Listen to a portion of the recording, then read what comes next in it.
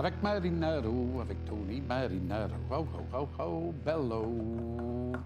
Ah, vous êtes là. Comment ça va?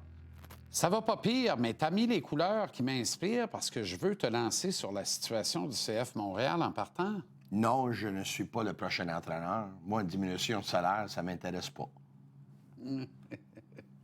Faire mon podcast, là.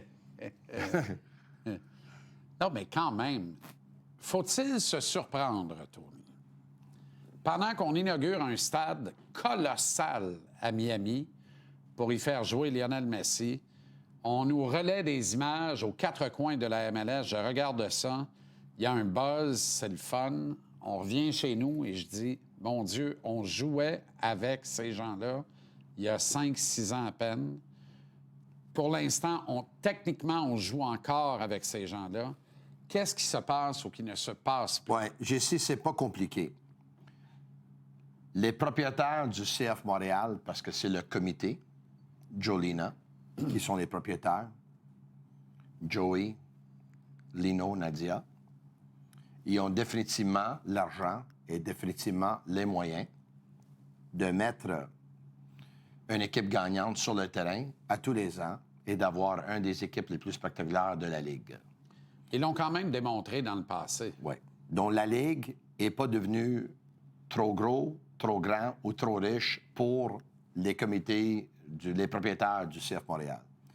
Mais si la décision, qui est la même depuis un bon 6, 7 ans, 8 ans, est toujours la même, puis qu'est-ce qu'on a entendu aujourd'hui? Ça a l'air que ça ne va pas changer, que les budgets sont limités, puis les budgets, il n'y en a pas beaucoup, puis les budgets...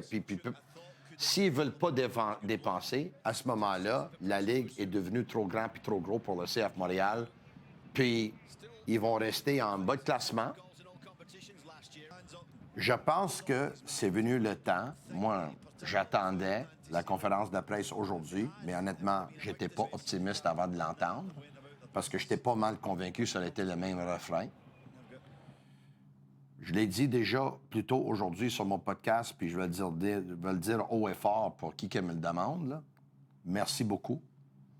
Les Sputo ont mis le soccer sur la map à Montréal, au Québec et au Canada. Ils ont fait plusieurs bonnes choses. Ils ont gagné des championnats dans les autres ligues respectives. Ils ont donné une chance à des joueurs locaux. Ils nous ont donné des bons moments, même avec les Marco Di Vaio, les Nacho Piatti, les Didier Drogba, etc. Sauf que ça ne peut pas continuer comme ça. Ils sont la moins bonne équipe de toutes les équipes de sport, de tous sports confondus en Amérique du Nord. Je parle le hockey, le baseball, le football, le soccer et le basketball. Ils sont tout derniers. Je te donne un exemple. Actuellement, il y a 2 équipes professionnelles de soccer à Montréal. Il y en a 2. D'un côté, tu en as un qui ont tous des joueurs québécois. Je comprends qu'ils jouent dans une ligue inférieure. Là. Je comprends, puis ils peuvent se le permettre parce que la ligue, honnêtement, il y a peut-être 2 bonnes équipes dans la ligue, dont même avec des joueurs du Québec, tu peux aller gagner des matchs comme ils ont fait en fin de semaine. Par contre, il y a juste des joueurs québécois. Le club, puis leurs dirigeants, puis leurs entraîneurs, puis leurs joueurs sont partout dans la communauté. Ils sont très inclusifs avec les médias. Ils sont partout dans les médias, que ce soit radio, TV, podcast. Ils sont en train de donner des entrevues à tout le monde. Ils jouent un soccer, qu'est-ce qu'ils nous ont montré en fin de semaine, beaucoup plus offensif que le CF Montréal. C'est un club qui a des ambitions, qui déjà, même avant qu'ils jouent leur premier match, ils ont dit « On est là pour gagner, puis on aimerait ça de gagner le championnat, puis on pense qu'on pourrait le faire dès la première année. » Ils ont peut-être modéré les attentes un peu. C'est un peu normal. Et d'un autre côté, puis tout le monde savait qu'eux autres jouaient leur premier match en fin de semaine. Tout le monde. C'est un club qui vient d'avoir naissance il y a moins de 6 mois. D'un autre côté, tu as un club qui est là depuis les années 90, qui était l'anciennement Impact, dans la MLS depuis 2012, Si tu n'es pas un partisan de cette équipe-là ou tu ne travailles pas dans le sport, tu n'avais aucune idée qu'eux autres avaient leur match d'ouverture samedi après-midi au Stade Saputo. Tu n'as pas de joueurs québécois dans le 11 partant. Je ne sais pas la dernière fois que je les ai vus dans la communauté. C'est pas tout le monde qui a des entrevues avec eux. Ceux qui l'ont, ils ont accès privilégié, puis ils vont écrire les articles à leur façon.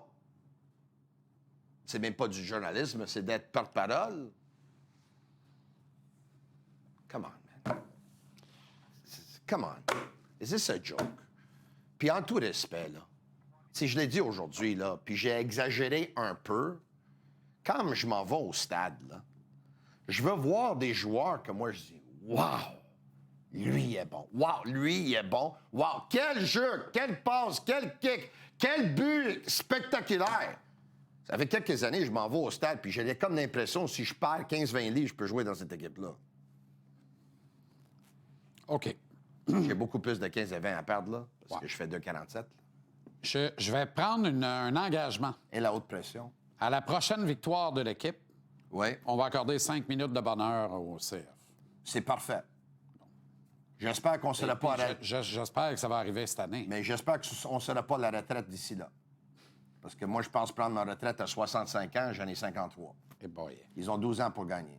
Le Canadien a éliminé les Islanders de New York du tableau des séries éliminatoires hier. Mathieu Darche a raté son pari. Ça fait une ligne assassine. C'est parfait. En même temps, parfait ou pas, là, c'est selon. J'ai beaucoup de respect pour Mathieu. En même temps, Tony, Moi aussi. on fait grand état dans les bureaux de la Ligue nationale de l'absence d'une équipe du grand marché New York métropolitain en série éliminatoire. C'est la première fois que ça C'est la première arrive. fois que ça arrive. Wow. Et lorsque la décision a été prise de relever Patrick Roy, Oui. les Islanders tenaient, rappelle-toi, le dernier ticket d'accessibilité à la vraie saison, Oui. avec 4 matchs à disputer à leur calendrier. Et on savait déjà que les Devils et les Rangers étaient éliminés et n'y seraient pas. Oui. Moi, sans dire que la décision de Mathieu n'était pas complètement celle de Mathieu, Mais- on sait une chose. Il mais est ils en avaient perdu communication leur dernière constante. Oui. Puis celle de leur dernière 10. Exact. En communication constante avec les grands patrons des Islanders, lesquels ont une ligne directe avec les bureaux de la Ligue nationale aussi. Je dis pas que la Ligue nationale, par les patrons des Islanders et via Mathieu, a eu la tête de Patrick Roy dans l'espoir que les Islanders entrent assurément en série. Je dis juste que, comprenez-vous la pression qu'il y a sur les Islanders qui avaient, il faut en parler au passé, ils sont éliminés, qui avaient sur les Islanders d'être l'équipe qui allait sauver l'honneur du marché de New York dans les séries éliminatoires de la Ligue nationale?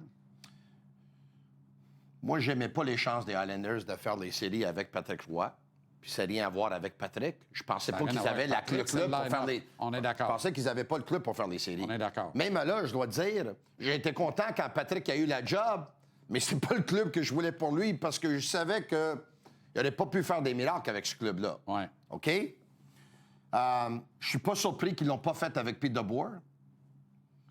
Moi, personnellement, Jean-Charles, j'ai aucune information dans ce dossier-là, donc je ne mentirais pas aux gens pour dire que j'ai l'information.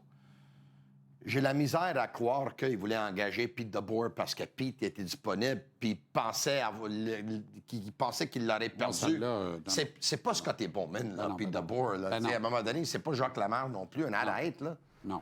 Je pense que le courant peut-être passé moins avec Patrick et Mathieu que ça passait en début de saison. Complète la phrase. Nick Suzuki, le meilleur centre du Canadien depuis... Que j'ai vu de ma vie avec le Canadien. Wow! Mais j'ai comme, tu sais, si on... Je suis né en 72, là. Oui, C'est t'as Jacques vu Lemaire. Jacques Lemaire. J'ai vu Jacques Lemaire en 79, j'avais 6 ans et demi. Ouais. Mais Jacques Lemaire jouait avec Schott puis Lafleur, puis il n'a jamais eu une saison de 100 points. Puis... Grand joueur! Grand joueur. Mais Suzuki appartient maintenant à l'élite. on va dire que c'est le meilleur joueur de centre qu'on a vu depuis Lemaire, peut-être mieux. Aucun doute. C'est quand la dernière fois qu'un joueur du Canadien était top 5 des pointeurs de la Ligue nationale à la fin d'une saison? Lafleur en 79. À peu près. C'est ça. Ciao, Bello! Ciao, ciao! Ciao!